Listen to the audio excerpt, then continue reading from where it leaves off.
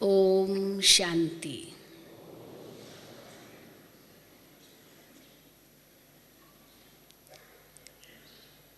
आज हमें आप सभी भाई बहनों को देखकर अत्यंत हर्ष हो रहा है।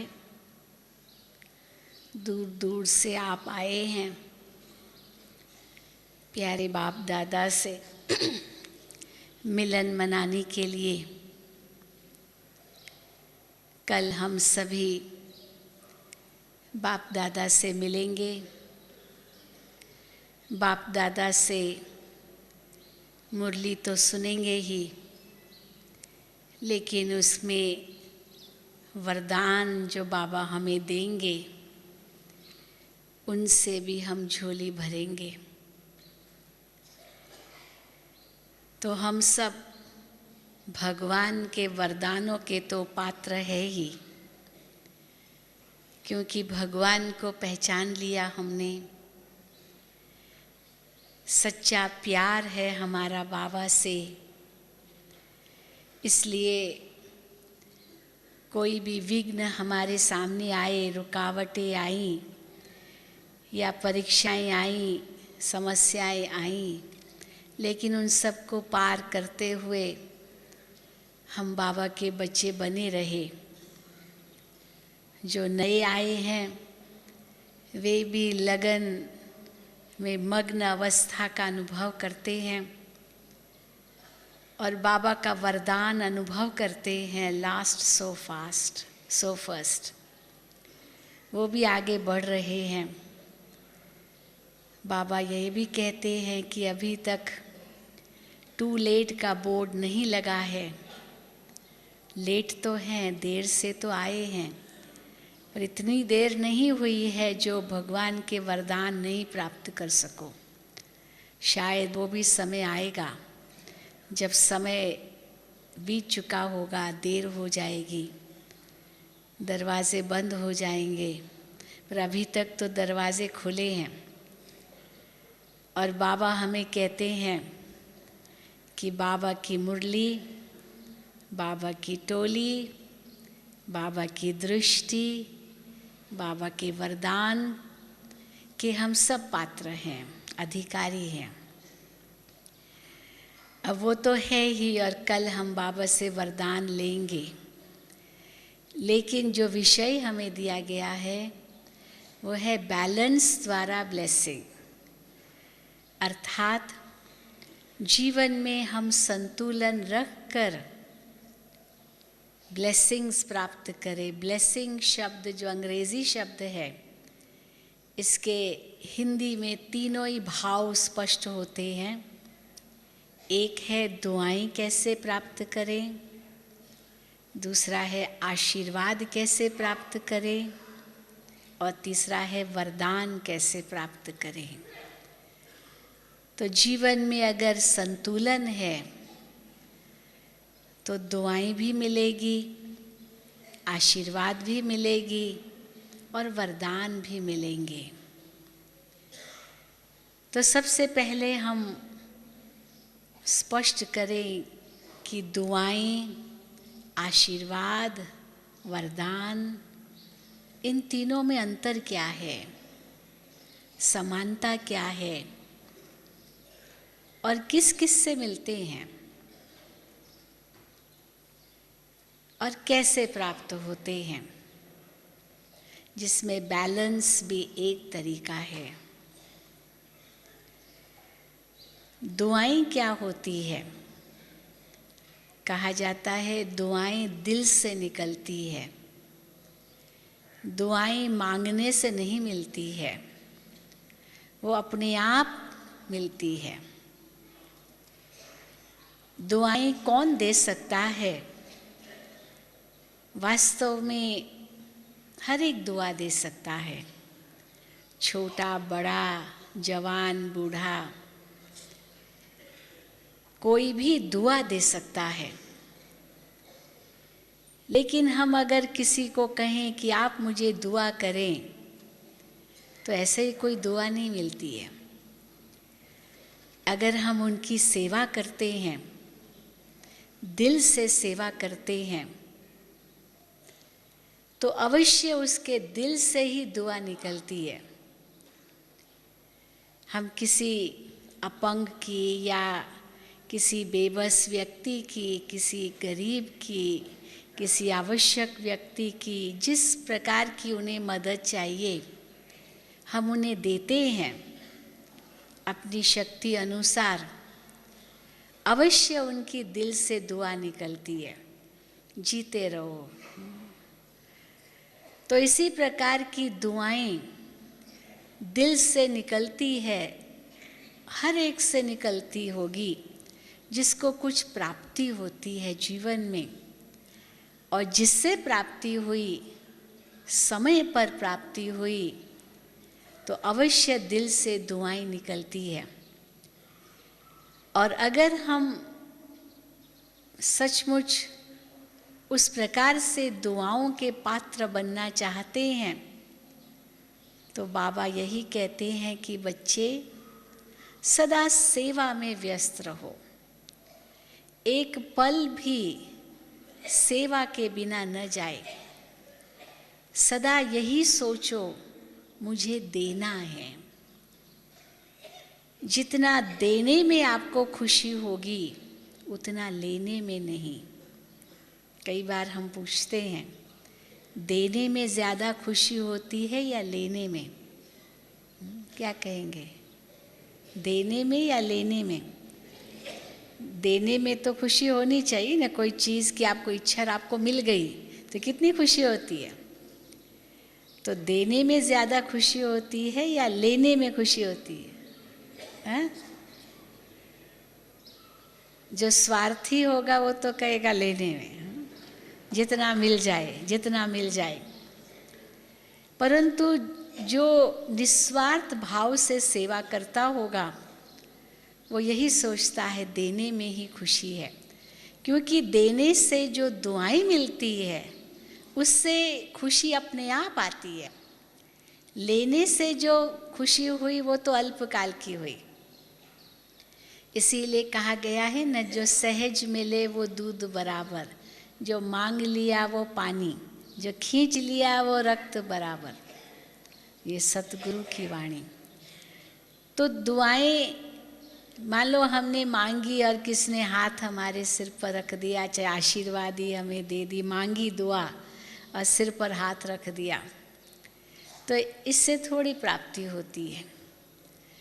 पर जिसकी दिल से हमने सेवा की समय पर, अवश्य उसकी दुआएं मिलेगी। न चाहते हुए भी हमें कुछ नहीं चाहिए, हम कहेंगे नहीं नहीं कोई बात नहीं, क्योंकि हम जानते हैं प्राप्ति तो कराने वाला बाबा है। कर्मणे वाधिकारस्ते मा फलेषु कदाचनम, कहते हैं ना, गीता के महावाक्य है। लेकिन बाबा हमें यही कहते हैं, बच्चे तुम सेवा करते जाओ, फल अपने आप बाबा देगा। इस समय भी वो प्राप्ति होती है, खुशियों की प्राप्ति। भविष्य 21 जन्म तो प्राप्त होंगे ही, लेकिन उसका प्रमाण है कि इस जन्म में भी वो प्राप्ति होती है। हम महसूस करते हैं, बाबा कई बार मुरलियों में कहते हैं, भविष्य की प्राप्ति से तो वर्तमान की प्राप्ति सर्वश्रेष्ठ है। स्वयं भगवान हमें वो प्राप्त करा रहा है, सब इच्छाएं पूरी कर रहा है, सचमुच हम महसूस कर रहे हैं। तो इसीलिए मांगने से मरना भला, ये अनुभव होता है।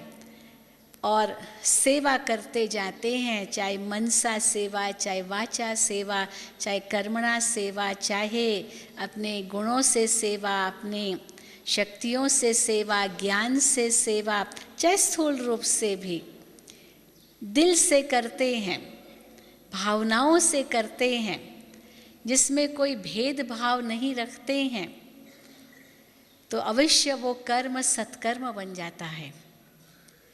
क्योंकि अगर कोई भेदभाव रखा, इसको मदद करनी है, इसको नहीं, ये हमारे कुल का है, ये हमारे कुल का नहीं, ये हमारी जाति का, ये हमारे जाति का नहीं, ये हमारे धर्म का, ये हमारे धर्म का नहीं, ये भेदभाव रख दिया तो वो पुण्य कर्म भी नहीं बनता, सत्कर्म तो दूर।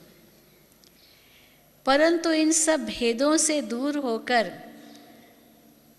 जो बाबा कहते हैं आत्मिक दृष्टि से, आत्मिक भावना से सबकी सेवा करो, तो अवश्य वो सत्कर्म बन जाता है और इस जन्म में अवश्य फल मिलता है, भविष्य तो मिलेगा ही।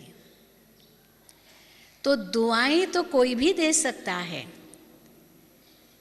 छोटा हो या बड़ा हो, कोई विशेष वर्ग वाला ही दुआ दे ये ज़रूरी नहीं है। और यही लक्ष्य रखना है कि जैसे बाबा कहते हैं, चार्ट भी ये नहीं लिखो कि दुख कितनों को दिया, नहीं दिया या नहीं दिया, और चार्ट में समझो आज तो मैंने किसी को दुख नहीं दिया, परंतु सुख कितना दिया, ये है चार्ट। दुख नहीं दिया ये चार्ट नहीं, बस सुख कितना दिया। तो इसी से ही दुआओं के पात्र बनते हैं। फिर दूसरा होता है आशीर्वाद। बाबा उसके लिए भी मुरली में सुनाते, आशीर्वाद भी मांगी नहीं जाती है। किसी को चाहे बड़ों से ही हम आशीर्वाद मांगते हैं, छोटों से तो दुआ मांगते हैं, दुआ करो, लेकिन बड़ों से हम आशीर्वाद मांगते हैं। गुरु के सामने जाएंगे कहेंगे आशीर्वाद करो, माता पिता के सामने जाएंगे कहेंगे आशीर्वाद करो। तो चलो सिर पर हाथ रख दिया, लेकिन बाबा कहते सिर पर हम हाथ रखवाते हैं और खुश हो जाते, वाह हमारे गुरु जी ने हमारे ऊपर आशीर्वाद का हाथ रख दिया। लेकिन आशीर्वाद सच्ची तब मिलेगी जब हम श्रीमत पर चलेंगे। अपने आप अपने सिर पर आशीर्वाद खुद ही रखनी है। और कैसे रखेंगे? ऐसे हाथ रखकर नहीं, लेकिन जो जो बाबा की श्रीमत हमें मिलती है उनका पालन करते जाएंगे, अपने आप आशीर्वाद के पात्र बनते जाएंगे। क्यों? क्योंकि बाबा की श्रीमत में ही सच्चा सुख समाया हुआ है। श्रीमत में ही हम बचे हुए हैं।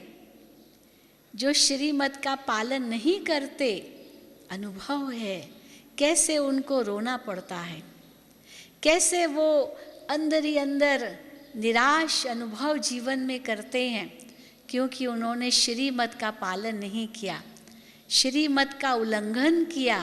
तो देखो 1 का 100 गुना सज़ा मिल जाती है।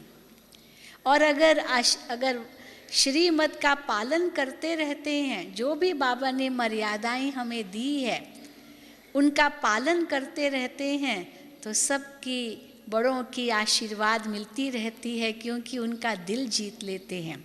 और बाबा का दिल तो जीत ही लेते हैं। और फिर वरदान, वरदान कौन दे सकता है?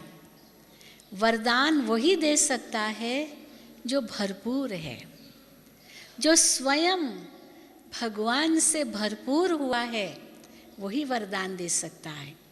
या तो भगवान दे सकता है, या तो जो भगवान के अति निकट है वही दे सकते हैं। इसीलिए आप देखेंगे भक्ति मार्ग में भी देवियों के हाथ हमेशा वरदानी हाथ दिखाते हैं। ऐसा हाथ, ये वरदानी हाथ है। बाप दादा भी बच्चों के सामने आते हैं, ये वरदान का हाथ ऊपर करते हैं, जैसे मुझ आत्मा को वो वरदान प्राप्त हो रहे हैं दृष्टि के द्वारा और इस हाथ के द्वारा, बोल के द्वारा तो मिलते ही हैं। क्योंकि बाबा जब बच्चों को देखते हैं, अवश्य हम उस समय भी वो वरदान अनुभव करते हैं, दृष्टि से भी अनुभव करते, क्योंकि वो शक्ति आत्मा को प्राप्त होती है। आत्मा का परमात्मा से मिलन पूरे कल्प के बाद हो रहा है। बाबा कहते हैं कल्प के आदि में तुम मुझसे बिछड़े, परमधाम से नीचे उतरे और 5000 साल आपने चक्र लगाया, तो मैं अब आया हूँ तुम बच्चों से मिलने के लिए। तुम वापस अपने आप नहीं चल सकते हो, मुझे ही आना पड़ता है तुम्हें वापस ले जाने के लिए। इसलिए बाबा आकर के हम बच्चों को वो वरदान देते हैं जिससे आत्मा फिर से पावन बन करके वापस अपने धाम उड़ सकती है बाबा के साथ। अब वो वरदान हमें मुरलियों द्वारा मिलते हैं, दादियाँ भी देती है। ब्रह्मा बाबा ने कितनों को वरदान दिया, लेकिन कई भाई बहनें इन वरदानों को समझते नहीं हैं।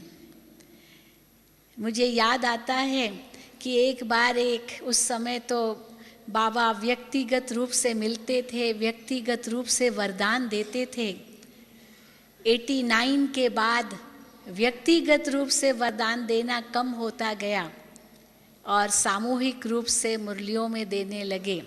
लेकिन उसके पहले मुरली के बाद व्यक्तिगत रूप से बाबा मिलते थे, दृष्टि देते थे, वरदान देते थे, टोली देते थे। तो छोटा सा उदाहरण मैं आपको दे सकती हूँ कि एक आत्मा बाबा के सामने आई, बाबा ने उसे दृष्टि दी, लेकिन वो दृष्टि ले नहीं पा रहा था। हो सकता है अंदर में कुछ मन खाता हो उसको, क्योंकि बाबा की दृष्टि शक्तिशाली आत्मा ही ले सकेगी, क्योंकि इतनी शक्ति होती है उस दृष्टि में। तो जैसे वो बाबा के सामने आया, आप दृष्टि न ले सके, सिर नीचे करें। हम उनको कितनी बार कहें कि आप बाबा से दृष्टि लो, वो फिर सिर नीचे करें, ऊपर करके फिर नीचे करें। आखिर चलो दृष्टि ली, लेकिन बाबा मुस्कुराए और बाबा ने उनसे पूछा, बच्चे अपने आप को मास्टर सर्वशक्तिवान समझते हो? तो ऊपर सिर करके आँख दृष्टि लेते हुए कहता नहीं। सीधा कह दिया नहीं। बाबा मुस्कुराए। अब भगवान वरदान से झोली भर रहे हैं, केवल प्रश्न नहीं पूछ रहे हैं। कहा गया है ना कि जब भगवान ने वरदान बांटे तो कोई तो बड़े बड़े पात्र ले गए, कोई तो छोटे छोटे पात्र ले गए और कोई तो छलनी ले गए। छलनी समझते हैं ना? हाँ, चाय छानते हैं ना, या चावल गेहूँ छानते हैं, छलनी होते हैं, उसमें बड़े छेद होते हैं, कोई छोटे छेद होते हैं। तो कोई छलनी भी ले जाते हैं। अब वो छलनी ले जाएगा कोई तो क्या होगा? वरदान अगर डाला भी तो बह जाएगा ना। तो क्या हुआ कि उसने कहा नहीं। मैं हैरान हो गई, बाबा के सामने नहीं कह रहा है, जैसे कि अपने बुद्धि को ताला लगा रहा है। भगवान वरदान दे रहा है, ये केवल पूछ नहीं रहा है। तो कहता नहीं। अब बाबा की देखी कितनी सुंदर युक्ति थी उसको महसूस कराने की कि वो सचमुच है, तो मास्टर सर्वशक्तिवान। तो जब उसने कहा नहीं, तो बाबा ने उनसे पूछा, आप किसके बच्चे हो? तो कहा बाबा के। हाँ, इसमें तो निश्चय था उसको कि मैं बाबा का बच्चा हूँ। तो बाबा ने पूछा, बाबा कौन है? तो अभी वो इतना पूरा समझा भी नहीं होगा शायद। तो उसने कहा, बाबा मेरा पिता है, मेरा शिक्षक है, मेरा सदगुरु है, कुछ बोला उसने। तो बाबा ने कहा कि अगर बाबा आपका माता पिता है, शिक्षक है, सदगुरु है, तो बाबा तो सर्वशक्तिवान है। तो बाबा सर्वशक्तिवान है और आप उसकी संतान हो। तो अगर बाप सर्वशक्तिवान है तो बेटा कौन? तो चुप हो गया। तो बाबा ने कहा कि बाप अगर सर्वशक्तिवान है तो बेटा भी मास्टर सर्वशक्तिवान है। इसी निश्चय से आगे बढ़ो तो देखो आप कमाल करोगे। ये बाबा ने, और मास्टर सर्वशक्तिवान की क्या शक्ति होती है और कैसे इस शक्ति से आगे बढ़ सकते हो, बहुत सुंदर वरदान दिए बाबा ने उसे। और आज वो आत्मा इतनी आगे बढ़ गई है, विदेश की एक आत्मा है। क्योंकि मुझे ये सौभाग्य मिलता था कि जब बाबा के बच्चे विदेशी खास आते थे तो उनका ट्रांसलेशन करना, क्योंकि ट्रांसलेशन तो करनी पड़ती थी उनको हिंदी में इंग्लिश करने के लिए। तो सचमुच आज वो आत्मा इतनी आगे बढ़ी हुई है क्योंकि बाबा ने उसको अनुभव कराया कि तुम मास्टर सर्वशक्तिवान हो। जब भी उसको कोई कमज़ोरी महसूस होती है याद करता है, बाबा ने मुझे कहा है तुम मास्टर सर्वशक्तिवान। अब ये तो है तो वो छोटी सी बात, बाबा तो कितनी बार कहते हैं, जनरल मुरली में भी कहते हैं। लेकिन वरदान हम कैसे अनुभव करें, उसके लिए आवश्यकता है कि वो याद करो इस रविवार की अव्यक्त मुरली में भी बाबा ने इसी को बहुत सुंदर रूप से कहा कि उस वरदान को अनुभव करने के लिए उस संकल्प को शक्तिशाली बनाओ। मैं कौन हूँ? ये भगवान का मुझे वरदान मिला हुआ है। मुझे याद है जैसे आपको ये बहन जी बता रहे थे, इसी प्रकार व्यक्तिगत रूप से भी मुझे बहुत वरदान मिले हैं कई। एक बात जब बता रहे थे कि टीवी पर हमारे कार्यक्रम आने लगे तो ये बाबा का वरदान था। मैं ऐसे ही बाबा के सामने गई टोली लेने के लिए, तो जैसे बाबा के सामने गई, ये 92 की बात है, तो बाबा ने मेरा हाथ पकड़ लिया एकदम। टोली हाथ में थी और टोली रख कर के जोर से मेरा हाथ पकड़ा और बहुत प्यार से दृष्टि दी। और बाबा ने मुझे वरदान दिया उस समय कि ज्ञान की वीणा बजाने वाली सरस्वती आपकी ज़ुबान पर है। ये बाबा ने उस समय मुझे कहा। मैं तो आश्चर्यचकित हो गई। कोई मुझे अपेक्षा कुछ नहीं थी, मुझे ये था कि सब टोली ले रहे हैं और मैं भी टोली ले रही हूँ। बाबा टोली दे रहे थे, तो इतना बड़ा वरदान बाबा ने दे दिया। उसके बाद मेरे संकल्प चलने लगे कि ज्ञान की वीणा बजाने वाली सरस्वती आपकी ज़ुबान पर है। बाबा का मतलब क्या है? तो उसके बाद तो जो जिन भाई बहनों ने ये सुना वो तो कोई तो बड़ी खुशी प्रकट कर रहे थे, कोई तो चिढ़ा भी रहे थे। चिढ़ा रहे थे किस रूप से? खुशी से कि देखो बाबा ने आपको सरस्वती अभी बना दिया तो भविष्य में तो लक्ष्मी बनोगी। चलो ये भी आशीर्वाद मिल गई, उनका वरदान मिल गया। लेकिन मेरा दिमाग चलने लगा किस प्रकार से। मैंने कहा बाबा आपने इतना बड़ा वरदान दे दिया, आप मुझसे क्या कराना चाहते हैं? और फिर संकल्प आया कि इतना बड़ा वरदान भगवान ने दिया है मुझे, तो कभी भी इस ज़ुबान से कोई कड़वे बोल, कोई अपशब्द, कोई नेगेटिव बातें कभी नहीं निकलनी चाहिए, क्योंकि सरस्वती इस ज़ुबान पर है तो केवल ज्ञान की वाणी चलनी चाहिए और कुछ नहीं। अज्ञान की बातें बिल्कुल नहीं होनी चाहिए। तो उस प्रकार से मेरे अंदर में ये पुरुषार्थ चलता रहा। लेकिन ये ज़रूर प्रश्न था मन में कि बाबा ने ये वरदान दिया, क्या कराना चाहते हैं? क्लासेस तो कराते थे, लेक्चर्स तो करते थे, वो तो कोई नई बात तो नहीं थी। लेकिन थोड़े ही समय के बाद ये टेलीविज़न के निमंत्रण मिले, तब उसी समय मुझे याद आया ये बाबा ने पहले से ही मुझे वरदान दे करके शक्ति भर दी। और सचमुच कैसे बाबा ने कराया पता भी नहीं चला, वो तो एक बहुत लंबी हिस्ट्री है। लेकिन मेरे कहने का मतलब है अगर इसी वरदान को कोई दूसरे रूप से भी ले सकता है।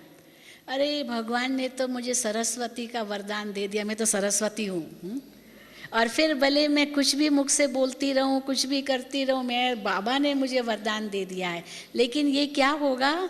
ये वरदान का दुरुपयोग होगा। जैसे किसी को धन दिया जाए और धन देने के बाद उसको यही कहा जाता है पिता देगा बेटे को धन, इसलिए नहीं देता है कि वो उसको गंवा दे या उड़ा दे या ऐसे ही खर्च कर दे, लेकिन इसलिए देता है कि उसको बढ़ाए, उसको यूज़ भी करे और उसको बढ़ाए भी, तब तो वो समझदार बेटा कहलाएगा। इसलिए ये वरदान मिलता है भगवान से ताकि हम इसको यूज़ करें, इसका प्रयोग करें, इसको इस्तेमाल करें और फिर इसको बढ़ाते जाएं। और सावधान रहें कि भगवान ने हमें ये दिया है, ये किसी मनुष्य ने नहीं दिया है। और जो भगवान ने दिया है उसका सदुपयोग मुझे करना है। ये शक्ति मेरे में है, ये भी अपने अंदर संशय नहीं करना है कि पता नहीं है या नहीं है, बाबा ने तो ऐसे ही कह दिया है। नहीं, ऐसे ही थोड़ी बाबा कहेगा।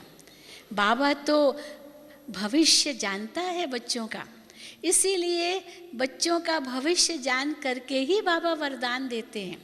तो मुरली में भी जो कुछ वरदान हमें मिलते हैं, सामने बाबा के बैठ कर के हम वरदान प्राप्त करें मुरली के द्वारा भी, ये भी समझो बहुत बड़ा भाग्य है। वो समय पर याद आएगा जब कोई ऐसी परिस्थिति आएगी, कोई ऐसी बात आएगी, याद आएगा ये बाबा ने मुझे कहा था।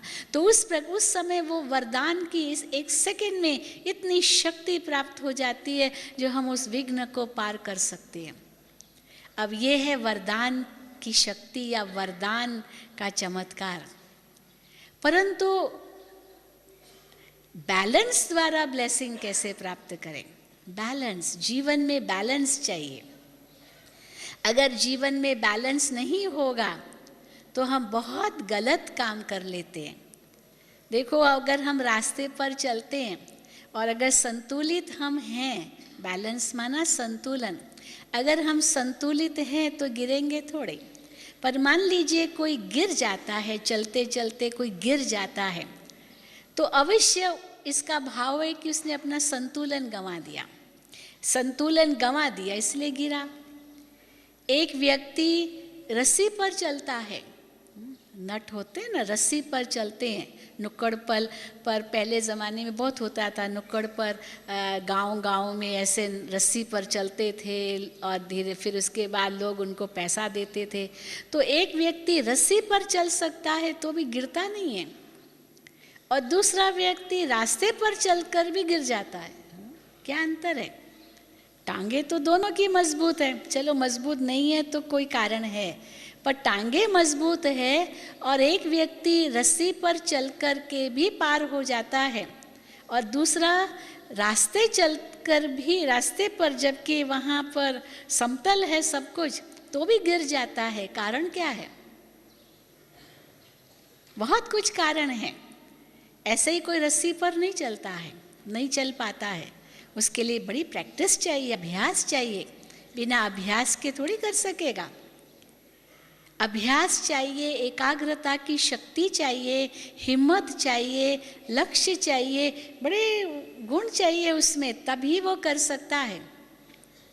बिना एकाग्रता के थोड़ी कर सकेगा। भले अगर उसमें चलो प्रैक्टिस भी हो गई पर एकाग्रता जरा सी टूटी तो भी गिर सकता है। तो पूरी एकाग्रता चाहिए, तभी वो संतुलित हो सकता है रस्सी पर।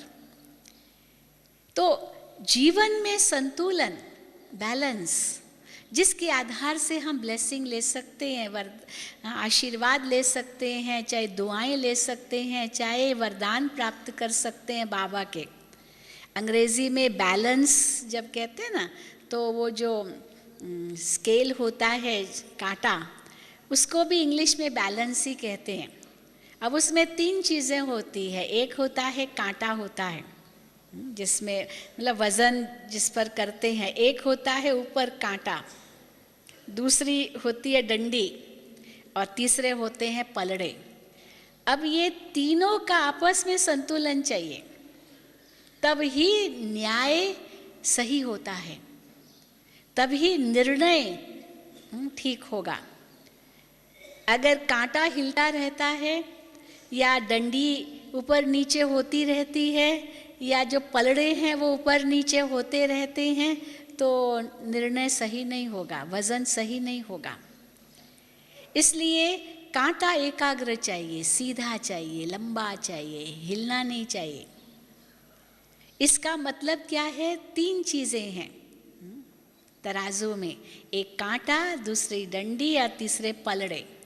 तो ये वास्तव में आत्मा जब हम दिखाते ना आत्मा के चित्र में, तो बुद्धि में ये बुद्धि के चित्र में ये तराजू दिखाते हैं कि बुद्धि तराजू की तरह है। वास्तव में मन, बुद्धि और संस्कार, ये तीनों ही इस तराजू में आ जाते हैं। अर्थात कांटा जो है वो मन की निशानी है, मन की एकाग्रता चाहिए। एकाग्रता हम किसको कहते हैं? जब एक ही संकल्प की गहराई में हम जाते हैं। अब संकल्प करना ये तो मन की शक्ति है, मन से ही हम विचार करते हैं, बुद्धि तो निर्णय करती है। तो मन की एकाग्रता कहते हैं, बुद्धि की एकाग्रता नहीं, मन की एकाग्रता है। अर्थात एक ही संकल्प की गहराई में मन चला जाए, ये है कांटा। वो सीधा हो, एकाग्र हो, हलचल वाला न हो, दुविधा वाला न हो, पता नहीं है नहीं है। हाँ, जो बाबा कई बार कहते हैं देखेंगे, सोचेंगे, करेंगे, होगा नहीं होगा, पता नहीं। गे की भाषा कहते हैं। दादी गुलजार भी कई बार कहते हैं ये गे की भाषा कौन करता है? हाँ? छोटे छोटे बच्चे होते हैं ना, गे मुंह से करते तो मुंह से लाड़ निकलती रहती है। अभी बोलना आता नहीं है ना, तो ग ऐसे करते रहते हैं। तो बोलना ही नहीं आता, भी छोटे बच्चे हैं, गिरते ही रहते हैं। अभी तक चलना भी नहीं सीखा है, बोलना तो बाद में थोड़ा सीखते हैं, पहले तो चलना तो सीखे, कुछ भी नहीं, अभी छोटा है एकदम। तो जो सदाई दुविधा में रहते हैं तो वो कभी भी अनुभूति कुछ नहीं कर सकेंगे, कुछ नहीं अनुभूति हो सकेगी। इसीलिए मन की एकाग्रता बहुत ज़रूरी है। जो भी बाबा हमें संकल्प देते हैं उस संकल्प की गहराई में जा करके उसी वक्त उस शक्ति का अनुभव कर सकते हैं। तो कांटा एकाग्र हो। और फिर जो पलड़ा है, ये जो डंडी है, ये डंडी सीधी हो। डंडी सीधी का मतलब है कि मान अपमान, निंदा, स्तुति, जय पराजय, सुख दुख, हानि लाभ, ठंडी गर्मी, जिसको बाबा कहते हैं, सब में समान। ये नहीं है कि जब मान मिला तो चढ़ गए और अपमान हुआ तो शक्ति खत्म हो गई, मान मिला तो खुशी मिली और अपमान मिला तो दुखी हो गए। ये मान और अपमान ये तो दुनिया में चलता ही रहता है। आप कोई अच्छा कार्य करेंगे तो कोई तो आप पर खुश होंगे, कोई तो नाराज़ भी होंगे। ईर्ष्या करने वाले तो नाराज़ ही होंगे ना। और जो स्नेह के स्नेही हैं वो खुश होंगे। अब सब तो एक समान हो ही नहीं सकते हैं। लेकिन इन सब परिस्थितियों में समान स्थिति बनाए रखना ये बुद्धि का काम है, ये समझ का काम है, जिसको बाबा कहते हैं अपने स्वमान में रहो। अगर आप अपने स्वमान में स्थित हैं तो चाहे कोई मुझे मान दे या अपमान करे, मुझे दोनों का असर नहीं होगा। नहीं तो वो स्थिति हो जाती है जैसे एक फुगा होता है ना, फुगा, उसमें हवा भर दो तो कितना सुंदर दिखाई देता है, उड़ता भी रहेगा। हवा आज वो अंदर जो हवा भरते हैं उससे वो उड़ता भी है हवा में। लेकिन ज़रा सा कोई एक सुई लग गई तो सारी हवा खत्म, एक सेकंड में वो फुस हो जाता है, उसकी शक्ति खत्म, उसकी सुंदरता खत्म, सब कुछ खत्म। और हवा भरी तो इतना फूल जाएगा, इतना सुंदर दिखाई देगा, इतना उड़ेगा जैसे उस जैसा कोई नहीं। लेकिन उस सुई की जरा से, केवल जरा सा छेद हुआ तो खत्म हुई ना उसकी शक्ति। तो अगर हमारी जो स्थिति है वो दूसरों के आधार पर है तो ये सच्चा निर्णय नहीं है, ये बुद्धि का सही निर्णय नहीं है। इसीलिए दोनों में समान रहने के लिए बाबा ने हमें उसकी युक्ति बताई है कि आप सदा अपने आप को निमित्त समझो, निमित्त हो। शक्ति बाबा से मिल रही है, कोई व्यक्ति से थोड़ी ले रहे हैं। बाबा देख रहा है और वो शक्ति मुझे बाबा की मिल रही है जिसके आधार से मैं कर्म करूं। बाबा ने कल भी मुरली में कहा कि ऐसे जैसे ये आज की मुरली थी कि कल की, बाबा ने कहा याद की फांसी पर लटके रहो। ना ये शब्द था, बिल्कुल अंडरलाइन हमने किया, याद की फांसी पर लटके रहो। तो ज़रा सोचो, फांसी पर जो लटकता है उसकी कैसी स्थिति होती है? वो तो बिल्कुल शक्तिहीन हो गया ना, मर गया तो मर गया, शक्तिहीन हो गया, परंतु फांसी पर लटका हुआ है। अब ये याद की फांसी है। तो बाबा ने यहाँ तक भी कहा कि जीते जी मर जाओ। अब ये जीते जी मर जाना माना ये नहीं सोचना मैं कर रहा हूँ, मैं बस निमित्त हूँ। शक्ति बाबा की मिल रही है क्योंकि याद के बल से उनसे मुझे शक्ति मिल रही है और उस शक्ति के आधार से ये कार्य चल रहा है। तो कराने वाला तो करन करावनहार बाबा है, मैं तो निमित्त हूँ। और अगर सफलता मिली तो इसमें अभिमान किस बात का कि मैंने किया। अरे शक्ति किसकी थी, ज्ञान किसका था? समझ किसने दी? पहले थोड़ी थी ये समझ। तो जबकि सब कुछ बाबा का दिया हुआ है तो अभिमान किस बात का? तो अगर सफलता मिली तो अभिमान नहीं, और अगर असफलता मिली तो दुख भी नहीं। क्यों दुख नहीं? क्योंकि वो कर्म करने के बाद फल बाबा पर छोड़ देते हैं ना। बाबा जाने, कार्य उनका था, मैं तो केवल निमित्त था।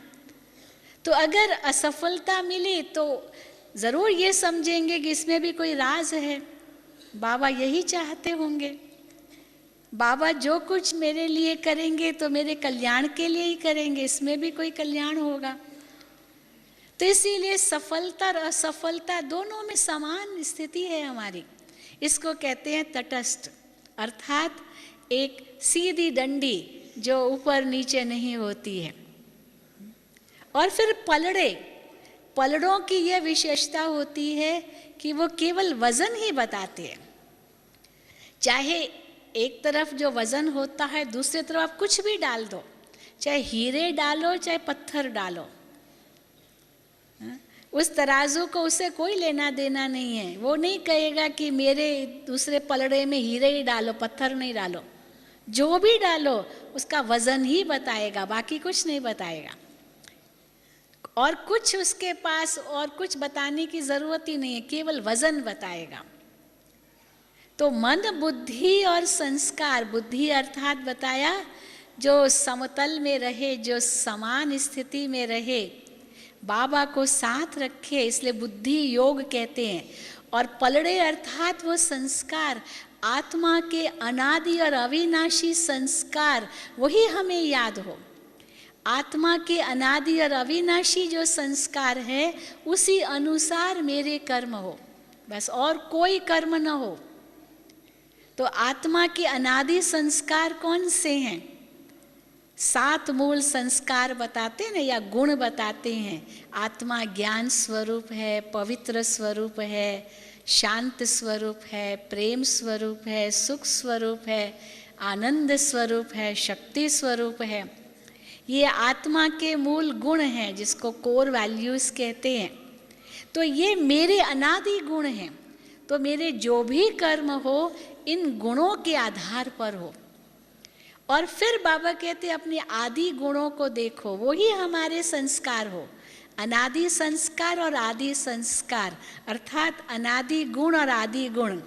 तो अनादि और आदि संस्कार अनादि आदि गुणों के आधार पर ही तो है। तो आदि संस्कार कौन से हैं या आदि गुण कौन से हैं हमारे? जो देवताओं के गुण हैं। जब आत्मा ये सृष्टि मंच पर आई हम तो देवता के रूप में आई। तो देवताओं के जो लक्षण हैं वही हमारे गुण होने चाहिए। इसीलिए बाबा बार बार मुरलियों में कहते हैं, बच्चे सदा ये देखो कि मेरे जो भी कर्म चल रहे हैं वो देवताओं जैसे कर्म चल रहे हैं। अर्थात हम देवता बनने वाले, ज़रा सोचो तो, देवता बनने वाले और कर्म हमारे कैसे हो रहे हैं। बाबा कई बार पूछते हैं कि बच्चे कौन लक्ष्मी नारायण बनेंगे, तो सब हाथ खड़ा कर देते हैं।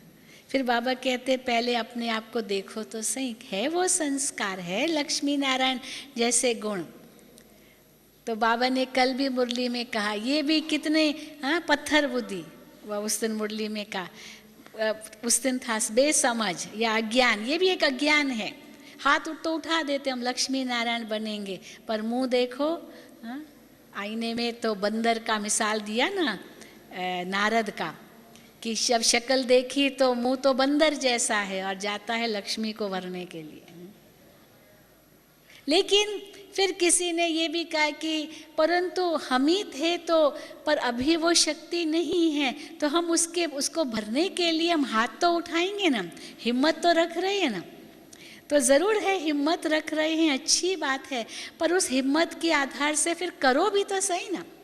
जैसे बाबा अभी आपने देखा होगा लेटेस्ट अव्यक्त वाणियों में बाबा कई बार हाथ उठवाते हैं। बाबा कहे बाबा कहे, पूछते भी हैं, ये कितने निर्माण होकर के बाबा दादी से पूछते हैं, बाबा कहे, दादी कहेंगे हाँ, सभी कहेंगे हाँ बाबा कहो। तो बाबा 3 मास देते हैं, 6 मास देते हैं, 1 साल देते हैं। तो कई बच्चे अलबेले हो जाते, कहते बाबा तो कहते ही रहते हैं 3 मास, 6 मास, 1 साल, कहते ही रहते हैं और अभी भी कहते ही रहेंगे। लेकिन बाबा क्यों ऐसे कहते हैं? क्योंकि बाबा को बच्चों पर दया आती है, दया आती है कि बच्चे क्यों नहीं कर रहे हैं। कई बार शिव बाबा और ब्रह्मा बाबा का आपस में डायलॉग चलता था, अव्यक्त वाणियों में भी कई बार आता है, क्योंकि ब्रह्मा बाबा के अंदर जो संस्कार था ना, अभी करना है, ये ब्रह्मा बाबा का संस्कार था। समझो बच्चे को किसी को कोई काम करने लिए कहा, बाबा कहेंगे अच्छा बच्चे रात को ले आना, और बच्चे ने रात को लाया ही नहीं, किया ही नहीं काम। तो अभी बाबा देखो, बाबा को लगता था कि ये बच्चे ने आज्ञा नहीं मानी, और दूसरे बच्चे को कहा, वो करके ले आया। जगदीश भाई के बड़े ऐसे अनुभव हैं, कैसे जगदीश भाई रात भर, भले लाइट भी नहीं होती थी तो कैंडल के लाइट से, मोमबत्ती की लाइट से भी वो लिखते थे, जो बाबा उनको काम देते थे। बाबा 2-3 को काम देते थे, तो जगदीश भाई करके लाता था, दूसरा नहीं करके लाता था। तो जब उनसे पूछते आप क्यों नहीं करके लाए, बाबा रात को लाइट ही नहीं थी। अरे लाइट नहीं थी तो जगदीश बच्चे ने कैसे किया? उसको तो बहाना मिल गया, लाइट ही नहीं थी। पर जगदीश बच्चे ने इसलिए किया क्योंकि बाबा ने कहा है तो मुझे करना है। तो देखो कितना आगे चले गए जगदीश भाई, है ना, जानते हैं जो जगदीश भाई को जानते हैं। तो हम देखें ये बाबा की, ब्रह्मा बाबा की ये विशेषता थी कि जो करना है अभी करना है। और सचमुच जब बाबा को ये पता चला कि मेरा अव्यक्त स्वरूप वतन में है, तो बस उनको लगन लग गई, मुझे फरिश्ता बनना है, मुझे फरिश्ता बनना है, मुझे फरिश्ता बनना है। तो देखो फरिश्ता बन गए ब्रह्मा बाबा, वतन में शिव बाबा के साथ हैं और आते हैं बच्चों से मिलने के लिए। लेकिन नंबर 1 चले गए, क्योंकि नंबर 1 किस आधार पर बने? जो करना है अभी करना है, जो बाबा की श्रीमत है तुरंत उसे पालन करनी है। ये ब्रह्मा बाबा का संस्कार था। तो कई बार डायलॉग आता है अव्यक्त वाणियों में, ब्रह्मा बाप बोले और शिव बाप बोले। तो ब्रह्मा बाप बोले कि बच्चे क्यों नहीं जल्दी जल्दी पुरुषार्थ कर रहे हैं? तो शिव बाबा ब्रह्मा बाबा को आथत दे रहे हैं, कोई बात नहीं बच्चे, सब ड्रामा अनुसार सब होगा। तो शिव बाबा ड्रामा के राज को समझ रहे हैं, क्योंकि जानते हैं कल्प पहले जिस प्रकार स्थापना का कार्य हुआ था उसी प्रकार इस कल्प में भी होगा। 1 सेकंड का भी आगे पीछे होने वाला नहीं है। और निश्चय है कि स्थापना तो हुई पड़ी है, कल्प पहले भी हुई थी, इस अभी भी होगी ज़रूर। सतयुग तो आना है ही है, भले बच्चे थोड़े अलबेले बनते हैं या कुछ भी है, लेकिन सतयुग तो आना है, समय पर आएगा, 1 सेकंड का भी फेर पड़ने वाला नहीं है। लेकिन ब्रह्मा बाबा इतने आगे चले गए तो शिव बाबा तीनों कालों को देख करके, ड्रामा के राज को समझ करके ब्रह्मा बाबा को आथत देते हैं, बच्चे हो जाएगा, हो जाएगा। और ब्रह्मा बाबा देखते हैं कि बच्चे वतन में बाबा खड़े हैं, ब्रह्मा बाबा वतन में इंतज़ार कर रहे हैं, परम धाम के गेट खोलने हैं और बच्चे तैयार ही नहीं हैं। जब तक बच्चे तैयार नहीं हैं तब तक ब्रह्मा बाबा कैसे वतन, सूक्ष्म वतन से परम धाम जाए, तभी गेट खोलेंगे, साथ में खोलेंगे ना। ऐसे थोड़ी अकेले ब्रह्मा बाबा चले जाएंगे, हम सब साथ में जाएंगे ना उनके, कि अकेले चले जाएंगे ब्रह्मा बाबा? हैं, क्या कहेंगे? साथ में जाएंगे ना। तो बाबा तो वतन में इंतज़ार कर रहे हैं हमारा, और हम कहाँ हैं? तो इसीलिए कैसे हम अपने जीवन में बैलेंस रख करके ब्लेसिंग प्राप्त करें, वरदान प्राप्त करें, मन की एकाग्रता हो, बुद्धि की जिसको कहेंगे हम इक्वानिमिटी इंग्लिश में कहते हैं, कि उस हम समान स्वरूप में रहें, हर बात में समानता रहे। ऊपर नीचे तो दुनिया में कितनी बातें होती रहेगी, जिसको कई बार बाबा कहते हैं शरीर भी छूट जाए पर आत्मा की खुशी न जाए।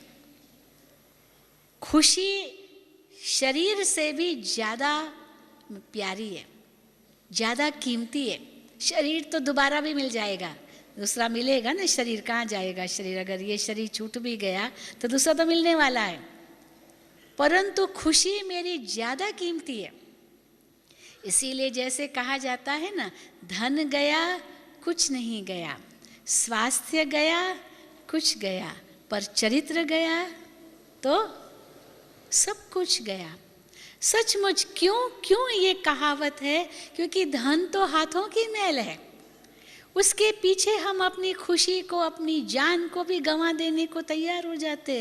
अरे धन क्या है, ये तो हाथों की मैल है। दिल्ली जैसे, मुंबई जैसे शहरों में जहाँ इतना पोल्यूशन है, अगर थोड़ा हाथ धुलाई किया 5 मिनट फिर मैला हो जाता है, फिर मिट्टी चढ़ जाती है, क्योंकि हवा में मिट्टी है ही है ना, धूल तो है ही है। तो फिर कपड़े मैले हो जाएंगे, हाथ मैले हो जाएंगे, कितना भी साफ करो। तो धन तो हाथों की मैल के रूप में माना जाता है। अगर चला गया तो क्या हुआ, मैल गई, हाँ हिसाब किताब ठीक हो गया, परंतु आत्मा की खुशी क्यों जाए? हाँ, स्वास्थ्य धन से ज़्यादा कीमती है, क्योंकि कहा जाता है धन तो आया और गया, आएगा जाएगा, ये तो रखने के लिए है ही नहीं, ये तो आने और जाने के लिए है। अगर घर में तिजोरियों में केवल धन रख दिया, वो धन कोई काम का नहीं है। धन या तो बैंकों में रखो, क्योंकि बैंक में रखेंगे तो गवर्नमेंट को मदद मिलती है, लोन देने में वो मदद कर सकता है ना धन आपका। अगर अपने तिजोरियों में, दीवारों में या पेटियों में रख दिया, वो कोई काम का नहीं है। क्यों काम का नहीं है? क्योंकि मदद तो कुछ कर ही नहीं रहा है, वो तो चलना चाहिए, रोलिंग होना चाहिए। 1 का 10 गुना बन जाएगा। बैंक में जमा किया, वो सेवा भी करेगा, तो साथ साथ आपको इंटरेस्ट भी मिलेगी, है ना। तो धन तो हाथों की मैल की तरह है, अगर वो गया भी तो उसमें दुखी नहीं होना चाहिए। हाँ, कहा जाता स्वास्थ्य गया तो कुछ गया, क्योंकि स्वास्थ्य के लिए माना जाता है वो आता है ना, जब कोई बीमारी आती है ना, तो घोड़े पर चढ़ के आती है, घोड़े पर अचानक पता चल जाता है ये बीमारी है। पहले तो पता भी नहीं चलता, बुखार भी आया अचानक, पता भी नहीं चला, एकदम से बुखार आ गया। तो आता है कोई रोग आता है तो घोड़े पर चढ़ के आता है, और जब जाता है ना तो चींटी की चाल से जाता है क्योंकि इतना जल्दी नहीं जाता है, सहज नहीं जाता है, धीरे धीरे धीरे धीरे, और धीरे धीरे ही जाए तो ही अच्छा है। एकदम से दबा दिया तो इनका और बुरा असर हो जाता है। लेकिन ज़रूर है, भले वो बीमारी आई और जाएगी भी, पर कुछ तो निशान छोड़ के जाएगी, कुछ न कुछ। कई दवाइयों के साइड इफ़ेक्ट्स होते हैं, कई पता नहीं क्या, एक के और दूसरी बीमारी लग जाती है, वो बीमारियों का घर हो जाता है शरीर। परंतु फिर भी हाँ, कहने में आएगा कि स्वास्थ्य गया तो कुछ गया, धन गया कुछ नहीं गया, पर चरित्र गया तो सब कुछ गया, क्योंकि वो दाग आत्मा पर लग जाता है। स्वास्थ्य गया तो शरीर पर दाग लगता है, शरीर दोबारा मिल जाएगा, कोई बात नहीं। शरीर रोगी है, पुराना कपड़ा है, कहाँ तक सिलाई करते रहेंगे, फट गया कोई बात नहीं, आखिर तो छोड़ना ही है ना, नया मिलेगा। तो इसलिए शरीर में मोह भी नहीं है। हाँ, ये भी है कि बाबा कहते हैं ये अंतिम जन्म का शरीर है, इसको संभालना भी है, क्योंकि संभालेंगे तभी तो बाबा को याद कर सकेंगे। अगर शरीर छूट गया, फिर नए जन्म में कहाँ कितना समय मिलेगा जो बाबा को याद कर सके। जब तक बड़े हो बहुत समय चला जाएगा, उतना तो वेस्ट हो जाएगा ना समय। तो भले इस शरीर को चतियाँ चला कर लगा करके चलाने की कोशिश करो, कभी नहीं सोचो बाबा ये शरीर छूट जाए तो अच्छा, नहीं, बाबा आपके साथ रहे। पर अगर बाबा का बुलावा आया 1 सेकेंड में तैयार, एवर रेडी है ना, सभी एवर रेडी है ना। हाँ, जो समझ से हम एवर रेडी है हाथ उठाओ। हाँ, सब एवर रेडी है। हाँ, कभी भी बाबा बुला ले वे, एवर रेडी है। लेकिन एवर रेडी का मतलब ये नहीं है, एवर रेडी का मतलब ये भी नहीं है कि हाँ बस तैयार हैं ठीक है। पर बाबा कई बार पूछते, अच्छा एवर रेडी हो, तैयार हो, पर कर्मातीत बने हो? कर्मातीत तो बने ही नहीं हो, तो फिर एवर रेडी कहाँ हुए? कर्मातीत बने तब एवर रेडी कहलाए ना।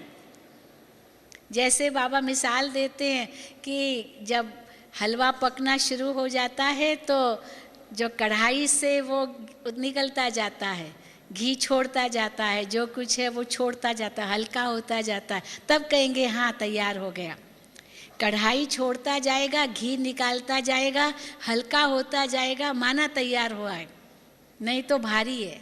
अगर कढ़ाई को लगी रहा है, घी पड़ा हुआ है उसमें और भारी भी है तो अभी तैयार नहीं है।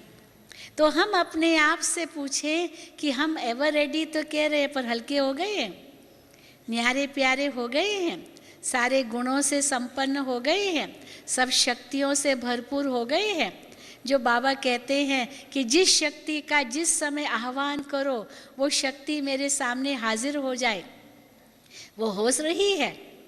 मैं सहन शक्ति का आह्वान करूं और सहन शक्ति 10 मिनट के बाद आए, बाबा कहते हैं ये शक्ति, ये नहीं कहेंगे कि शक्ति है, उसी समय।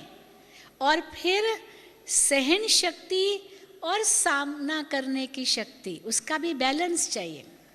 सहन कब करे और सामना कब करे, अब ये है बैलेंस द्वारा ब्लेसिंग। कई बार अभी है दोनों शक्तियाँ, सहन करना भी शक्ति है, सामना करना भी शक्ति है, लेकिन सहन कब करे और सामना कब करे, अब ये परिस्थिति अनुसार देखना पड़ता है। अगर कोई व्यक्ति है तो सहन करो, परंतु अगर परिस्थिति आ गई तो सामना करो।